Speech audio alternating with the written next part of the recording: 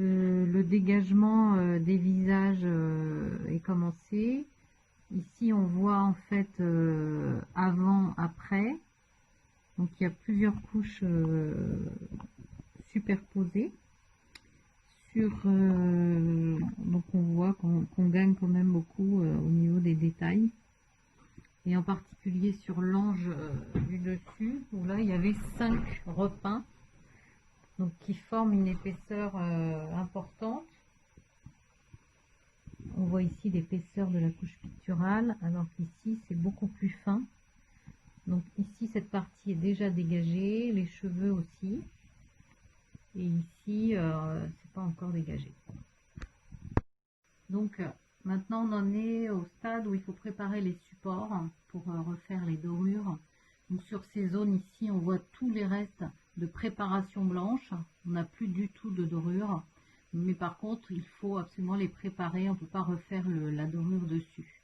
Donc là, c'est avant nettoyage. Et de ce côté, une fois que le support est préparé, on voit tout à fait la finesse des volumes qu'on va pouvoir retrouver. Bon, il reste encore des traces de blanc à enlever. Et par exemple, sur ce petit ange, on voit une délimitation. Donc avant le nettoyage, il reste encore la préparation ici. Après nettoyage, on voit que le noyer a une couleur très belle. Il est très finement sculpté.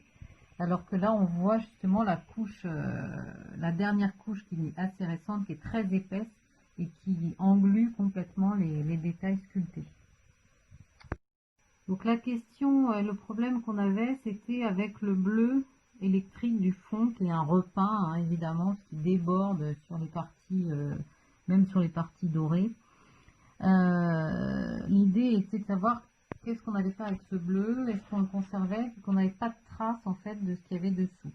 Mais en fait sur le fond, en dégageant la couche blanche aussi qui est contemporaine du bleu, on a retrouvé un bleu gris, plus ancien et beaucoup plus fin, qui correspond justement à des bleus qui sont utilisés sur les autres tabernacles des ateliers tournés. Donc là, au niveau des panneaux latéraux, il reste beaucoup plus de polychromie que sur l'élément qu'on a vu avant. Donc là, ici, on a l'ange qui n'est pas encore nettoyé. Ici, on a l'ange qui est nettoyé et une partie du dégagement a été fait. Donc avec la couche ancienne ici, là, on a la couche récente. En fait, il va falloir continuer le dégagement et puis également enlever tous les restes de préparation et pour pouvoir refaire les dorures. Sur la partie du tabernacle, la partie avec le médaillon a été nettoyée, refixée. La complexité, c'est les repeints en fait qui ont été appliqués, qui sont des repeints rouges qui recouvraient aussi le bois, comme on voit ici par exemple, directement appliqués sur le bois. Et c'est pas du tout esthétique, mais c'est assez compliqué à retirer. Ici, on a également des traces de verre en fait qui recouvraient la dorure, hein, qui sont difficiles à retirer. Là, il faut terminer le nettoyage pour pouvoir refaire la dorure. Là, la complexité, c'est d'intégrer la dorure neuve avec la dorure ancienne, qui n'est pas une dorure originale, hein, je leur dis encore, c'est une dorure assez épaisse. Hein. Là, ici, sur ce petit ange également, le nettoyage a été fait. Et pareil, on a un reste de feuilles d'argent ici, mais avec une peinture rouge dessous. Et donc, c'est assez compliqué à nettoyer.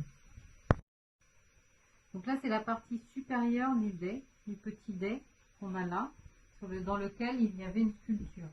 Donc là, on a les pourillons qui rentrent à l'intérieur. Donc ici, on avait pratiquement plus de polychromie.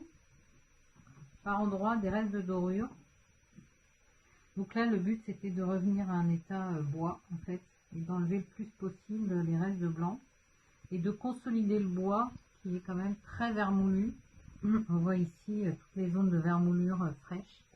Donc tout ça, ça a été consolidé. Il va falloir terminer le nettoyage pour pouvoir commencer à faire la nouvelle dorure.